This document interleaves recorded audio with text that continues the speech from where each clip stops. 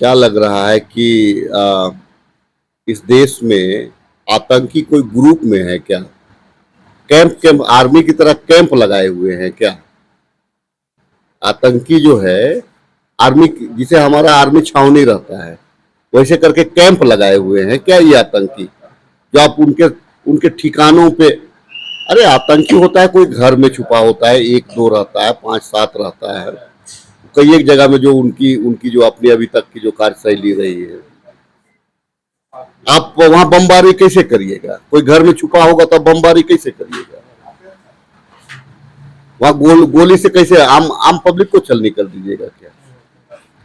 देखिए, भाजपा जो है ये एक घटना जो है पहलगाम का घटना है, उसे अपना लाज बचाने के लिए कई एक तरह का प्रोपेगेंडा को फैला रहा है। और वो प्रोपेगेंडा क्या है? अब ये लोग कह रहा है कि प्रत्येक राज्य में जो पाकिस्तानी लोग हैं उनको खदेड़ा जाए। चलो अच्छा, मान लिए पाकिस्तान है, वो अपना देश जाना चाहिए, लेकिन ये कोई इंटरनेशनल जो पॉलिटिक्स है या इंटरनेशनल जो कूटनीति है, आंतरिक राजनीति के समान है क्या? आपका इंटरनेशनल राजनीति आपका हिंदू मुसलमान सोचेगा क्या? क्यों इंसान देखेगा? आप जो कह रहे हैं, तो आप अभी जैसे अगर आप यहाँ से चलिए यूपी कह रहा है हम भगाएंगे, कल यहाँ पे देखे कि बाबूलाल मरांडी, सीपी सिंह वगैरह जब पाकिस्तान के अगेंस्ट में मोर्चा खोला, पाकिस्तान के लोगों को बाहर चिन्हित करिए, बाहर भेजिए, मान लेते हैं। लेकिन जिस प्रकार से अमेरिका आपके लोगों को 200 लोगों को बांध करके भेजा, जितने भी मुस्लिम कंट्री हैं आपके लोग भी हैं, आपके लोग भी हैं। कोई रोजगार के लिए गया है, कोई नौकरी के लिए गया है, कोई बिजनेस के लिए गया है, वहां से लोगों को फिर भगाना, तब तो भगाना चाहिए लोगों को। यूरोपियन कंट्री से लोगों को भगाया जा रहा है, अफ्रीकन कंट्री से लोगों को भगाया जा रहा है, पूरा चाइना भगाएगा आपके आपके लोगों को, कुवैत भगाएगा, सऊदी अरब भगाएगा, तब फिर आप क्या करिएगा? मतलब देश में गृह युद्ध की ओर भाजपा के लोग देश को ले जाना चाह रहे हैं। वो इसीलिए कि भाई इनसे देश नहीं संभल रहा है, देश का आंतरिक मामला जो है इनसे नहीं संभल रहा है। हम तो कह रहे हैं विपक्ष, आप वार करिए। अगर पाकिस्तान भी आतंकवाद को पाल रहा है तो पाकिस्तान को घुस के मारिए। हम तो विपक्ष कांग्रेस के लोग साथ हैं। आप क्यों डर रहे हैं? आप डर इसीलिए रहे हैं कि 2022 के बाद, कोरोना काल के बाद, जितने भी हमारे सैनिक रिटायर किए, तकरीबन 2 लाख से ज्यादा लोग, उसके जगह में आपने बहाली नहीं किया है। लड़ेगा कौन? आपने अग्निवीर किया है। अग्निवीर को क्या मरने के लिए आप छोड़ देंगे क्या? क्या आप यहाँ का जनसंख्या कम करना चाह रहे हैं क्या? तो ये जो है भाजपा के लोग जो है हिंदू मुसलमान करके यहाँ का माहौल को तो खराब करेंगे, लेकिन इसका प्रभाव जो है,